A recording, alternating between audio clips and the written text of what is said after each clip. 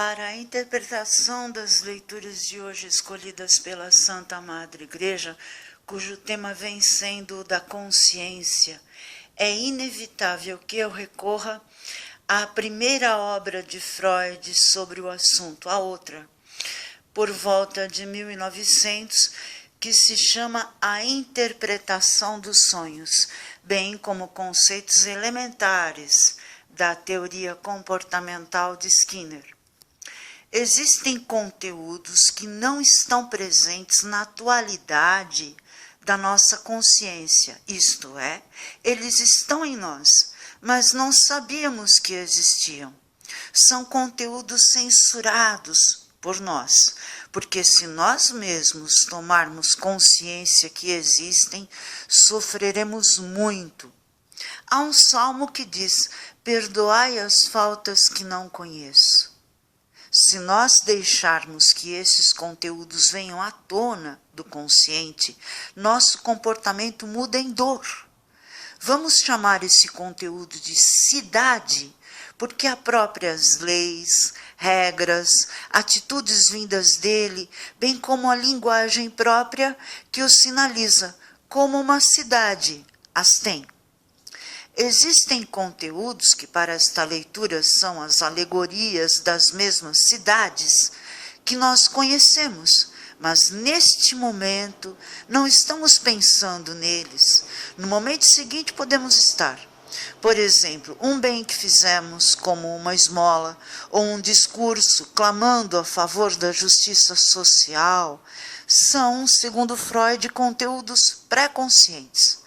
Estas são as cidades cujos indivíduos se comportam segundo leis e regras específicas, das quais podemos nos lembrar a qualquer momento. Finalmente, existem cidades como as que conhecemos nós, que recebemos ao mesmo tempo as informações do mundo exterior, nós mesmos sendo um mundo, e operamos essas informações no mundo interior. São o conteúdo consciente, são Jerusalém, o nosso coração. Desse modo, nomeando de cidades nossos conteúdos inconscientes, pré-conscientes e conscientes, chamo a atenção para a primeira leitura de hoje, do profeta Zacarias, versículos 20 a 23.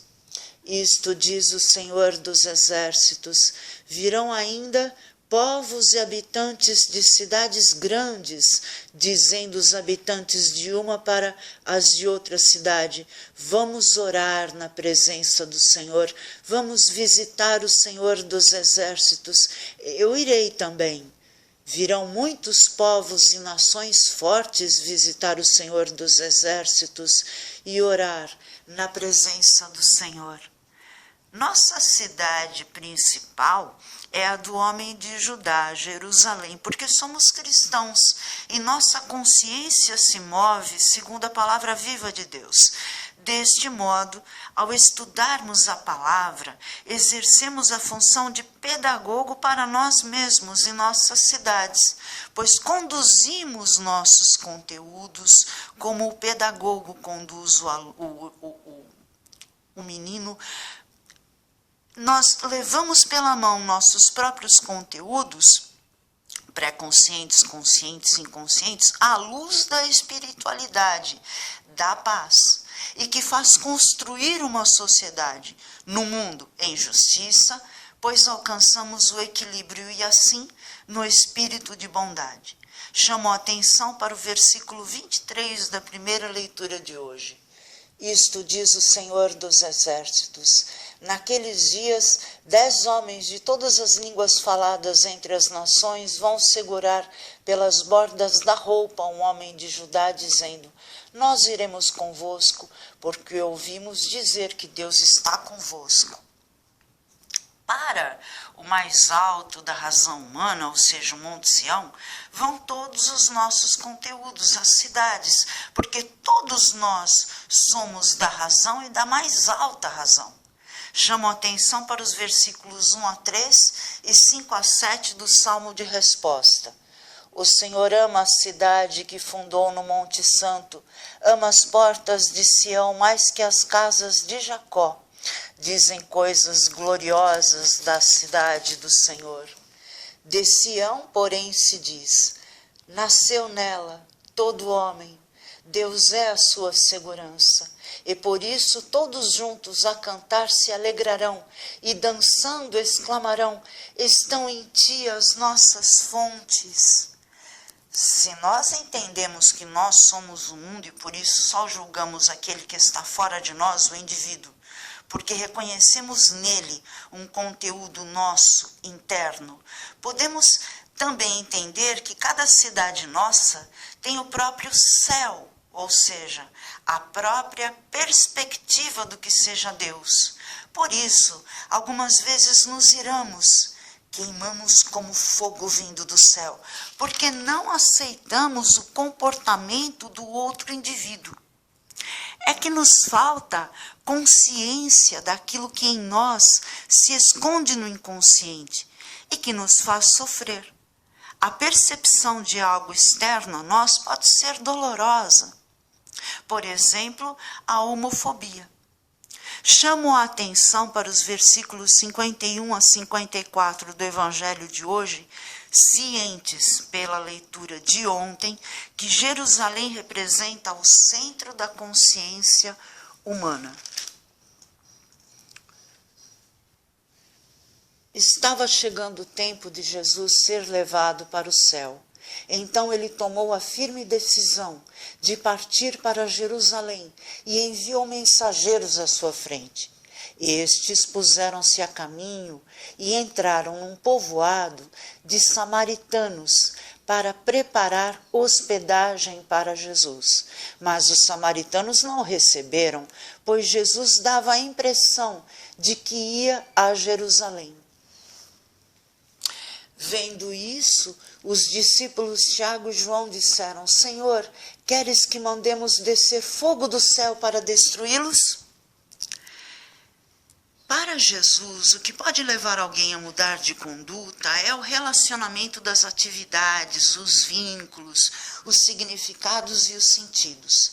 Se o comportamento de um conteúdo nosso, uma cidade como Samaria, é produzido por estímulos que vêm da história do indivíduo, a alegoria de Samaria é o conteúdo daqueles que não gostam de judeus, mas tem Abraão como pai. E Abraão é o pai da nossa fé. E Jesus está nessa cidade de passagem. Não é bom destruí-la, ou todo o conteúdo consciente que segue o pai da fé, Abraão, se destruiria também. É uma cidade, um conteúdo nosso que não pode se irar, porque Samaria também adora a Deus. É preciso isolá-la e deixá-la sentir o poder do divino, Jesus, para que possa se converter pela história. Porque o indivíduo é história e não natureza. Não existe natureza má, mas natureza pronta à mudança mediante a história.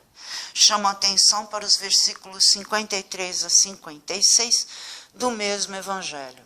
Mas os samaritanos não o receberam, pois Jesus dava a impressão de que ia a Jerusalém. Vendo isso, os discípulos Tiago e João disseram: Senhor, queres que mandemos descer fogo do céu para destruí-los? Jesus, porém, voltou-se e repreendeu-os, e partiram para outro povoado.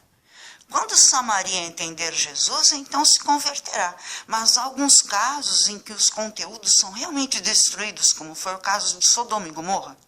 Só a razão divina pode julgar quando a destruição é conveniente. Na véspera de sua paixão, Jesus disse: Este pão é o meu corpo, tomai e comei. Do mesmo modo, ele disse: Este vinho é o meu sangue, bebei dele, e vocês terão a vida eterna.